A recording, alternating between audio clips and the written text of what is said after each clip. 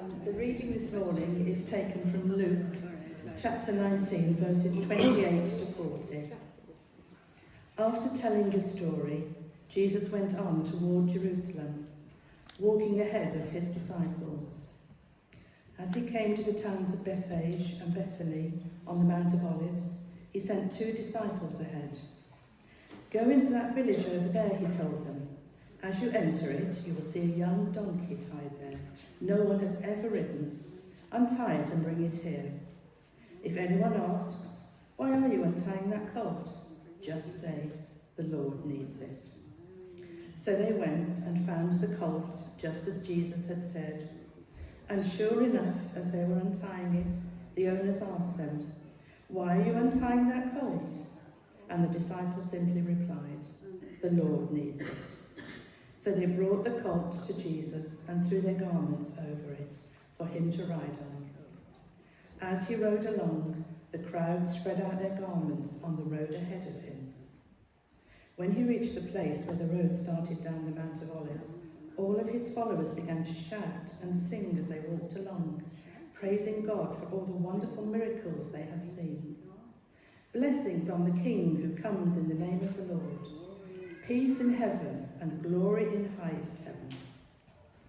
But some of the Pharisees among the crowd said, "Teacher, rebuke your followers for saying things like that."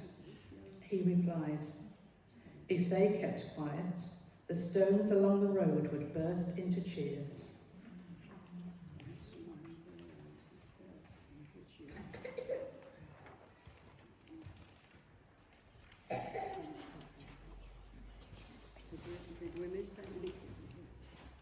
Very good, thank you, Heather.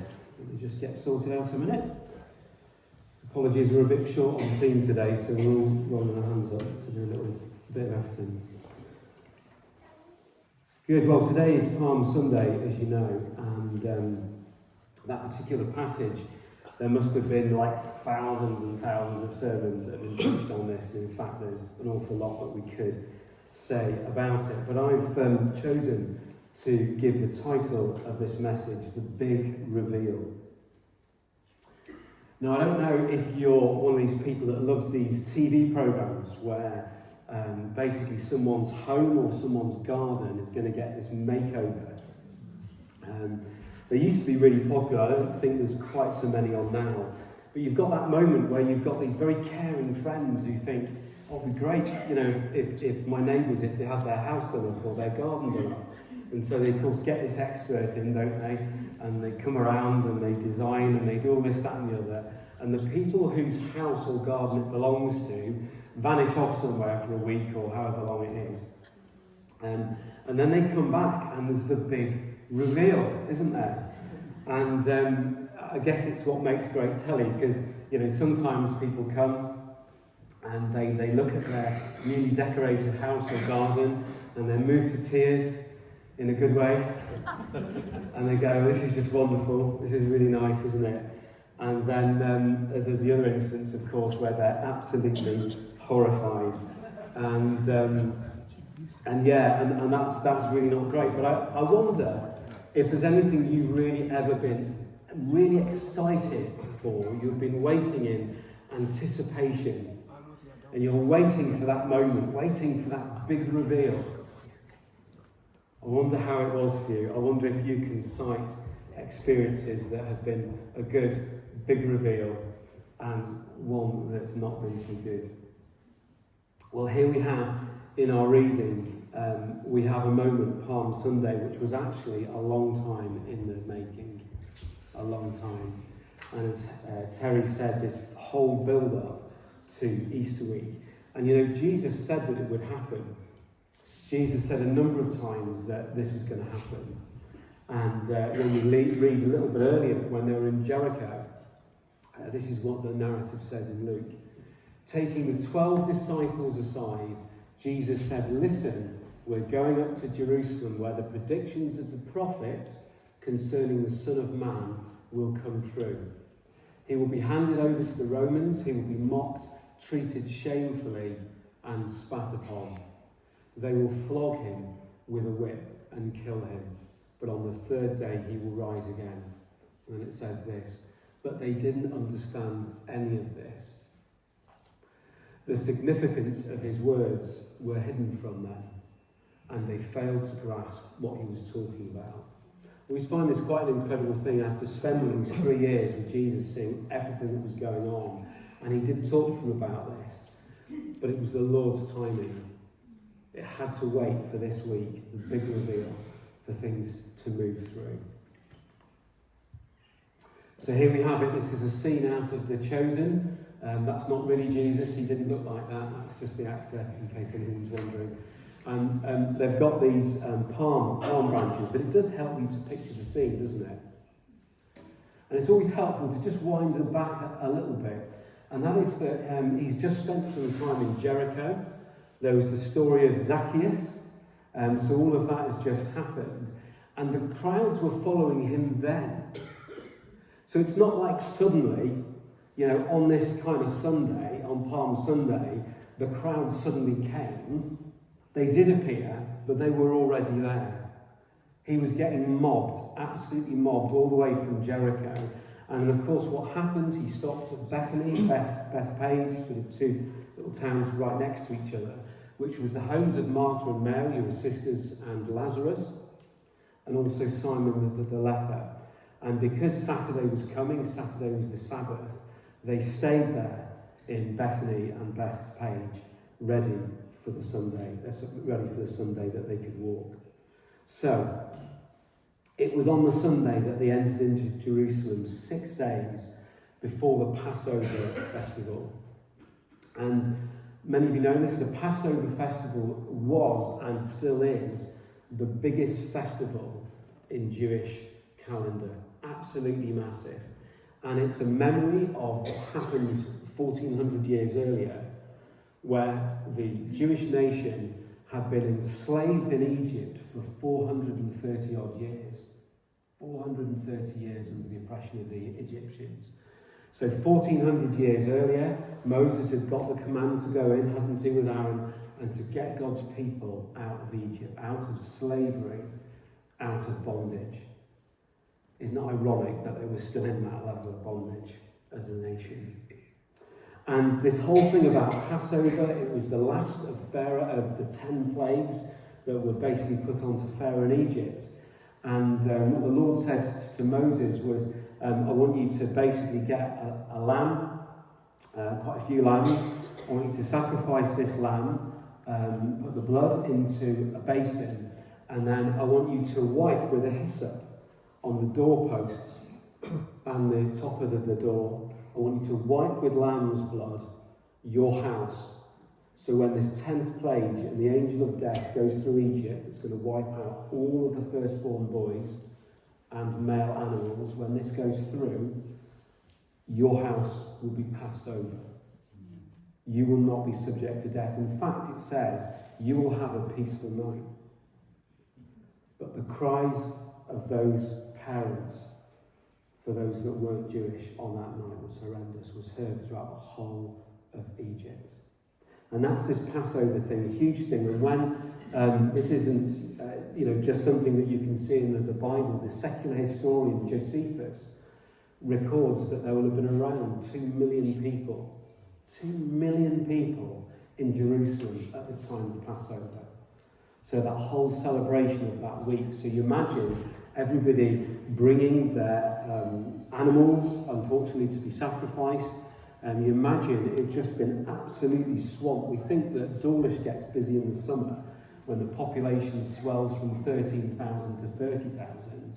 This was nothing. The population of Jerusalem swelled up to over 2 million people. So this was a big deal. There were crowds absolutely everywhere. It was buzzing. And yet Jesus rides in on a donkey and a colt. So the question is, why a donkey and a colt? Well, simply, it fulfilled the prophecy that was put into Zechariah, to the prophet Zechariah. It says this: "Rejoice, O people of Zion. Shout in triumph, O people of Jerusalem. Look, your king is coming to you. He is a righteous and victorious, yet he is humble riding on a donkey, riding on a donkey's colt. I will remove the battle chariots from Israel and the war horses from Jerusalem. I will destroy all the weapons used in battle, and your king will bring peace to the nations. His realm will stretch from sea to sea and from the Euphrates River to the ends of the earth. So you see, the Jewish population were waiting for this Messiah to come on a horse. That's what they were thinking, because they were thinking, you know, we're going to overthrow these nasty Romans and that's going to be it. Forgetting this very prophecy that said it won't be on a horse, it'll be on a donkey. And that's why Jesus ran in, because he is and was the Messiah. And at this time, they laid their coats down on the side of the road. Now, this is quite a thing. Coats were kind of quite expensive. They were all handmade. People probably didn't have many of them. In fact, many people would have just had one. They didn't really have proper heating. You could put a fire on. So these coats would keep you dry, they would keep you warm. So to put your coat down in front of Jesus coming, revering him as a king, was a big deal, because guess what else was on the road? Yeah, all sorts of stuff. So this was a real sign of really worshipping and bowing down to a king. So this was a big deal, putting the coats down. They waved palm branches. And the palm branches are like a flag. It's a sign of victory. So they were waving these palm branches, and they were shouting. We read in Matthew's Gospel, the account in Matthew's Gospel, the word that's used is Hosanna. We sang it earlier, which means save now. And they sung what we believe was from Psalm 118 and from Psalm 148. Blessings on the King who comes in the name of the Lord, peace in heaven and glory in the highest heaven. And then it also says in Matthew's account, the entire city of Jerusalem, not just a little bit, but the entire city of Jerusalem, 2 million people, was in uproar as he entered. Uproar. Real buzz going on. Who is this? They asked. What a fantastic question for them now and for us now. Who is this? Who is this Jesus? This morning, who is this Jesus to you? So amongst all this uproar and everything that was going on, this huge buzz, 6 days before the actual Passover feast, when Jesus is going down, there's always got to be somebody who spoils the party, hasn't there? There's always got to be a killjoy. And this is what we said.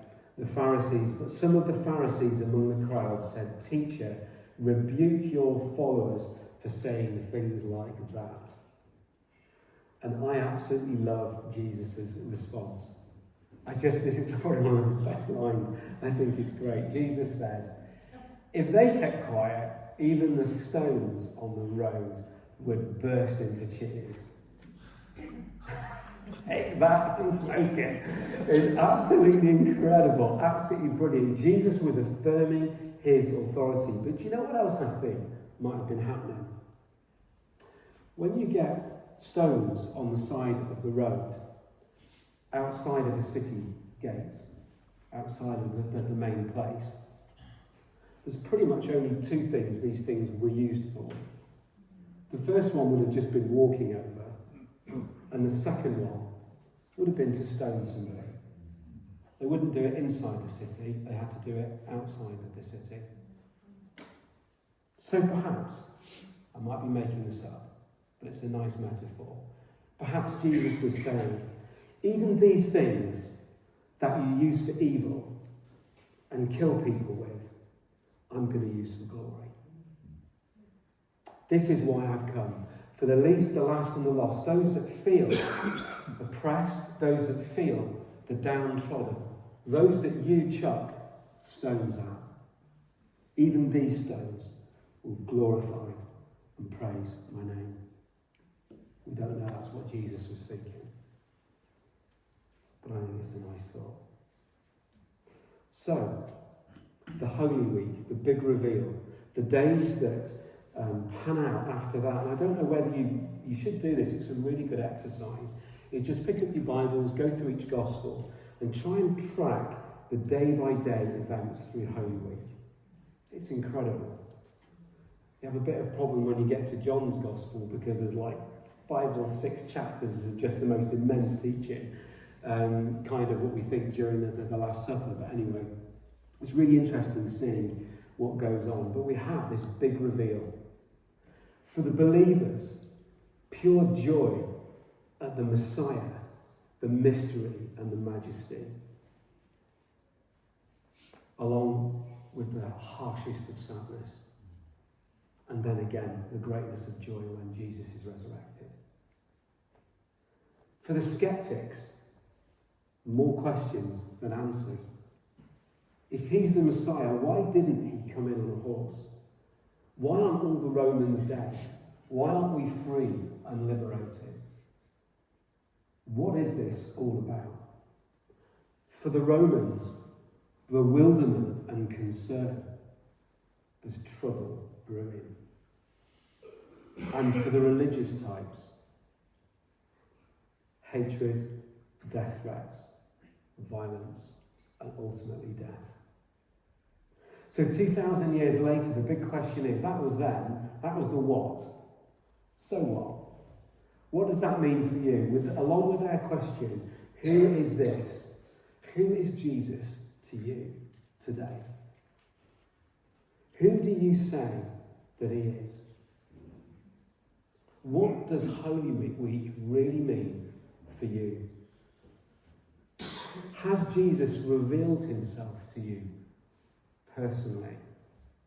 I don't just mean believing with our heads that Jesus was who he said he was, because that's not what Jesus said. Jesus said, follow me, didn't he? He didn't say believe in me with my head, with your head. He said, follow me, obey my commands. As a dear friend said just over a week ago, it's kind of pointless unless we have a true revelation of Jesus, beyond the head, that goes deep into our hearts. Without revelation, we can't have transformation. And without transformation, we can't have restoration. It's got to get from here to here to out here, hasn't it? Without revelation, there can't be transformation. There can't be restoration. I guess one of the problems is sometimes we just seem to operate quite a shallow gospel, quite a thin gospel.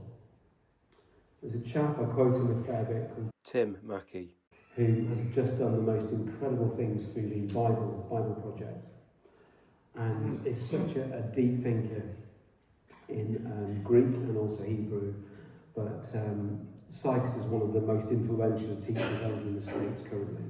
An incredible guy. And I'm going to do one of his images now, Real Injustice, so I'm just going to cover it briefly. I can give you a web link to this if you basically want it.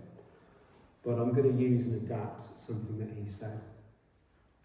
We have an everyday worldview, or should I say, an every other religion view, that says here we are on earth, and we live our lives, and if we're good, we go to heaven, and if we're bad, we go to hell. That's what every other world religion said. The problem is, how do you know what good enough is? Whose standard are you going to measure that by? The gospel, question mark, is that here we are on earth, we live in a fallen world, we live our lives, we believe in Jesus, we go to heaven, we don't, we go to hell. That's the gospel, isn't it? Kind of.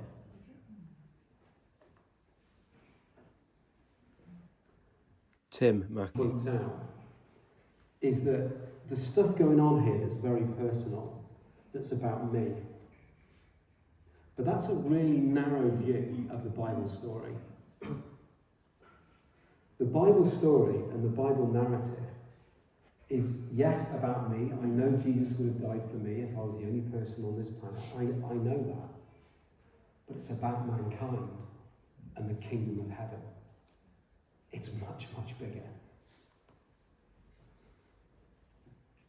God created the heavens and the earth. And we know right at the start, on that 6 days, when he'd done all of that, what did he say? It is... No, it's good. He said it's good. He said, heaven, when we read that Genesis account, he created everything, and as the days go by, he goes, and it is good. And when he finished it, he said, it's very good. It's very good. What you won't see in the opening chapters of Genesis is you won't see in the creation days hell. God didn't make hell. How could he if he finished creation and said, it is good, it is very good? He didn't make hell. We've got these two spaces, or dimensions, shall we say. One is the kingdom of heaven, where God's rule and reign is, and one is ours. And at the start, those two dimensions, those two spaces, were aligned. They coexisted. God walked in the garden. We had union with God. We were there. And it was at that point where we suddenly said, through Adam and Eve, I'm going to start using my measure on what's good. I'm going to do my thing. And that's known as the fall. And at that point, all the bad stuff started to happen. And from then on in, these two worlds which were meant to be aligned got ripped apart. Why? Because God represents goodness and justice and beauty and all those incredible things. God is holy. God is like no other. His otherness. Our world of our choices relates to sin, injustice, ugliness. And so how the initial Bible narrative went through was that overlap that you can see in the middle was achieved by two things. One was the tabernacle or temple where God resided, and we were able to experience his presence in just a little way. And to do that, we've got that lamb. So we used to sacrifice lambs, as we've read leading up to it. And that was a method of atonement, or as some scholars point out, at-one-ment. It's a good way to remember it, isn't it?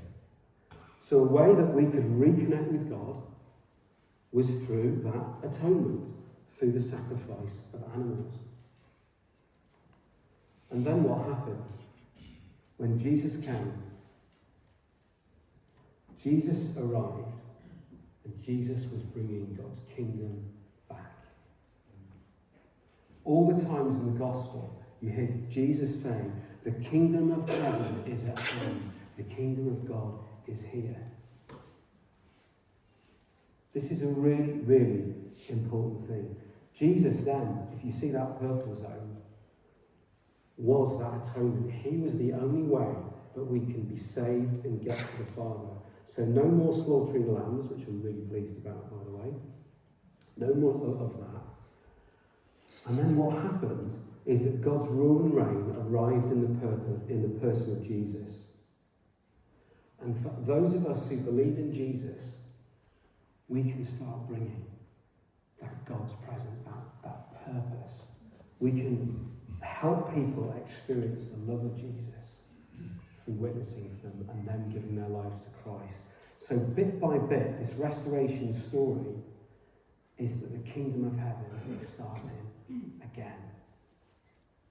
And it's just the most incredible thing, but we know it won't be complete until Jesus comes again. And we have this judgment. And as Tim Mackey says, the point of this, the big picture, is to get hell out of earth. To get hell out of earth. Because what happens is, we then end up with a new heaven and a new earth that's reunited. One that was a garden, now that it's a holy, holy city. And for those people who choose to follow Jesus, they will end up in the city, the holy city. And for those that don't choose Jesus, they will end up outside the city. Whatever hell is, it's not a great place. I don't want to be there. Hell has to be outside that city wall, doesn't it? It has to be banished and forever. And when Jesus came on that cross, he disarmed the powers of hell. He disarmed it all. He dealt with it on the cross. He said, it is finished. And he meant that, didn't he? So really this big picture is actually, yes, it's about us, it's about our personal thing, but it's this reuniting of heaven and earth. And as Tim Mackey said, and this is a tough one to get your head around, we always think it's about us going to heaven. It's not, it's about heaven arriving here. A new heaven and a new earth, which we can live forever. That's the bigger picture of the gospel as it's coming through. And that's what the whole thing about Holy Week started to do. That set of things there where you can see the cross coming on through. You know, C.S. Lewis put it like this: hell is God's monument to human dignity and choice. A lot of people will say, I can't believe in a God that sends people to hell. He doesn't. We do it. It's our choice. God doesn't send people to hell. We choose not to be with him. So if anybody ever says that to you as a non-Christian, you know, that's something that you can, just like in the Garden of Eden, we chose to do things our own way. We choose to not believe and not follow in Jesus. So, let's get back to these stones. I wonder this morning,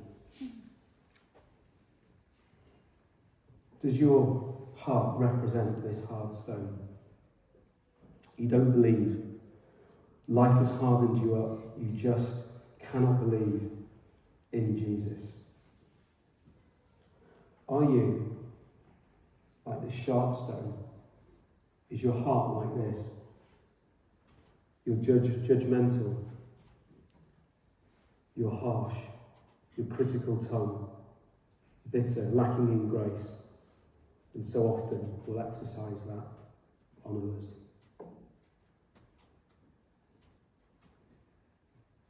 Is your stone a little bit more like that? And you've got a broken heart through whatever has happened in your life. You feel discarded. Or do you have a soft heart? One that Jesus molds every day when you listen to him and you walk through him. Walk through your life. You've experienced that heart transformation that only Jesus can bring. Because you're moldable. You're saying it's not about me. It's not about what I want, Lord. It's about what you want. Mold me, make me into what you want to. And I would say for those of you who have a broken heart, who feel broken for this morning, I can tell you one thing, just as that diagram I showed earlier. Through the restorative work of Jesus, he can mend anything. He can mend that heart of yours and make you new. So for those of you who believe today, I pray that when you go through Holy Week this week, you will think about not just your own salvation journey, but you will think about how amazing heaven's going to be when God's realm is reunited and we have a new heaven and a new earth.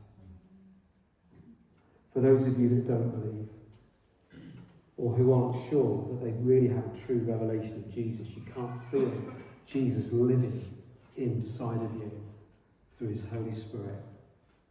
If that's you, I beg you, talk to somebody. Don't delay. You never know what the next day or week will bring. Please don't leave it too late. I'd love to see you inside those city walls. Not be upset that you're not there. It's a big deal. I'm going to hand back over to Terry. We're going to have a little time of worship. I'm just going to get myself ready over there.